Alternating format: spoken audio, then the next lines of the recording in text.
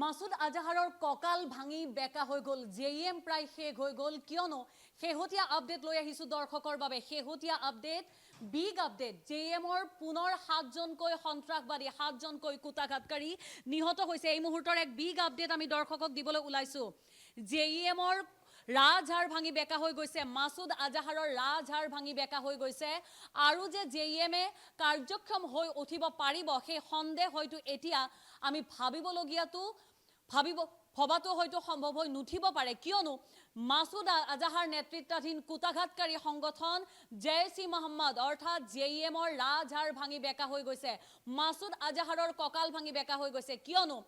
operation সিন্দুৰৰ প্ৰথমটো আক্ৰমণত সুবহানে আল্লাহ নামৰ মছজিদটোত বাহৰ পাতি থকা 18 একৰ জোৰা সেই ভূমিত বাহৰ পাতি থকা মাসুদ আজাহাৰৰ পৰিয়ালৰ সদস্যসহ 4জনকৈ জেএমৰ সদস্য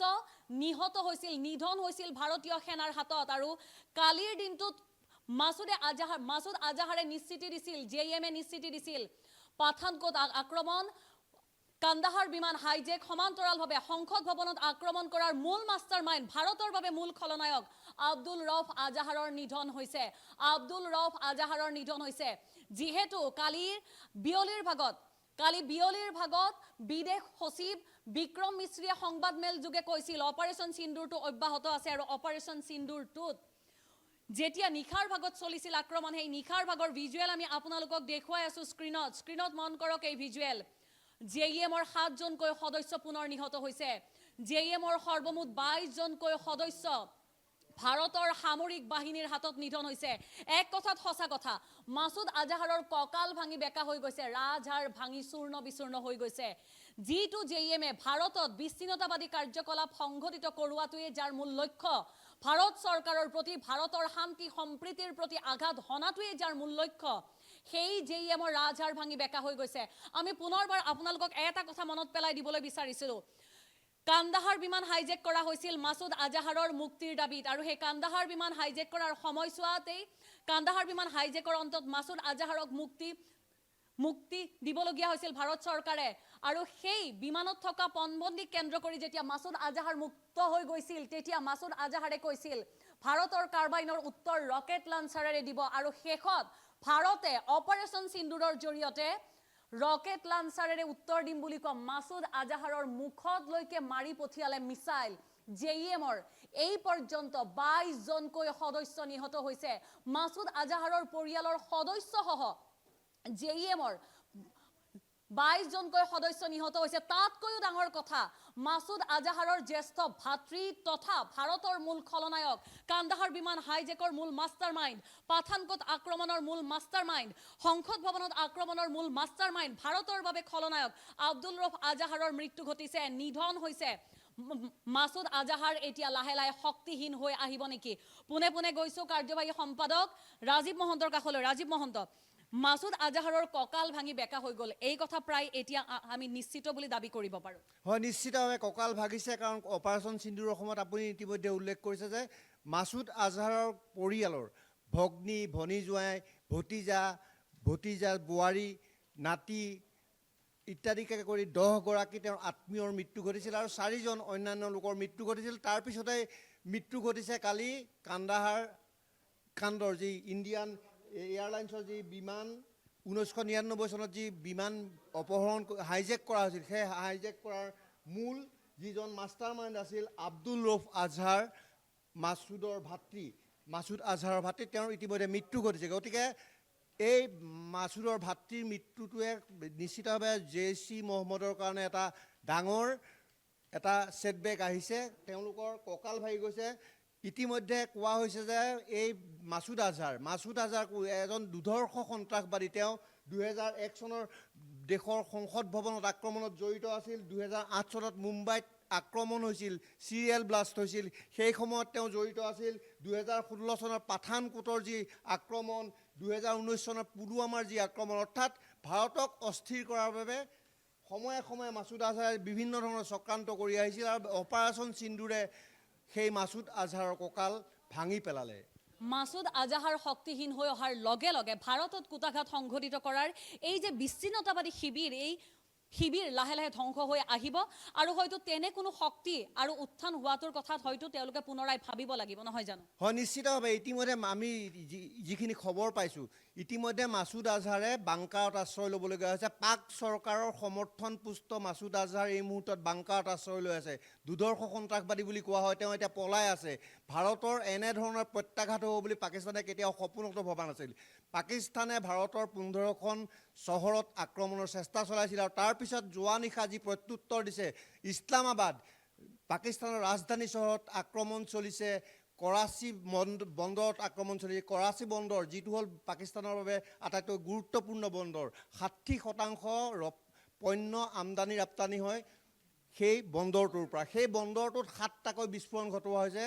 ৰকেট লঞ্চাৰ নিক্ষেপ কৰা হৈছে সেই বন্দৰটো ধ্বংস হৈ যোৱা বুলি ইতিমধ্যে কোৱা হৈছে গতিকে পাকিস্তানৰ অকল মাছুদ আজহাৰৰে নহয় পাকিস্তানৰ ইতিমধ্যে কঁকাল ভাগিছে পাক সমৰ্থিত যিসমূহ বিচ্ছিন্নতাবাদী শিবিৰ আছে কাৰণ দেখিবলৈ পোৱা যায় যে ভাৰতক অস্থিৰ কৰাৰ ভাৰতক অশান্ত কৰাৰ ভাৰতৰ শান্তি সম্প্ৰীতি বিনষ্টৰ বাবে যিসমূহ বিচ্ছিন্নতাবাদী শিবিৰ আছে তেওঁলোক প্ৰায়ভাগে কিন্তু পাক সমৰ্থিত লাডেনকো আশ্ৰয়ৰ বাবে আগবাঢ়ি আহিছিল পাকিস্তান গতিকে সেই পাকিস্তানৰ প্ৰধানমন্ত্ৰীও আজি কিন্তু বাংকাৰত আশ্ৰয় ল'বলগীয়া হৈছে হয় নিশ্চিত প্ৰধানমন্ত্ৰীয়ে আশ্ৰয় লৈছে বহু সেনা বিষয়া পলাইছে বুলি ইতিমধ্যে খবৰ আহিছে তেওঁলোকে ভাৰতৰ এই প্ৰত্যাঘাত ভাৰতে পাকিস্তানক ধ্বংস কৰি দিব পাৰে কিন্তু ভাৰতে বিচৰা নাই যে সাধাৰণ জনতাৰ মৃত্যু হওক ভাৰতে অপাৰেশ্যন সিন্দুৰ চলাইছিল সন্ত্ৰাসবাদী ঘাটি উৎখাত কৰিবলৈ আৰু নিৰ্দিষ্ট টাৰ্গেট ফিক্স কৰি লৈছিল সেই টাৰ্গেটতহে তেওঁলোকৰ আক্ৰমণ চলিছিল আৰু ঘাটিসমূহ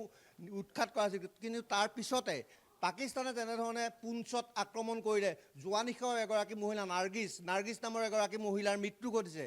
অৰ্থাৎ তেওঁলোকৰ এতিয়া টাৰ্গেট হৈছে 1971 চনৰ পিছত প্ৰথমবাৰৰ বাবে পাকিস্তানে এনেদৰে সাধাৰণ লোকক টাৰ্গেট কৰিছে তেওঁলোকে ভাৰতক ধ্বংস কৰিব বিচাৰিছিল কিন্তু ওলোটাই তেওঁলোক ধ্বংসৰ দিশে গৈ আছে ধন্যবাদ জনাইছো ৰাজীৱ মহন্ত যিহেতু ৰাজীৱ মহন্তই উল্লেখ কৰিছে যে কেৱল জৈচ-ই মহম্মদ মাছুদ আজহাৰ বুলি নহয়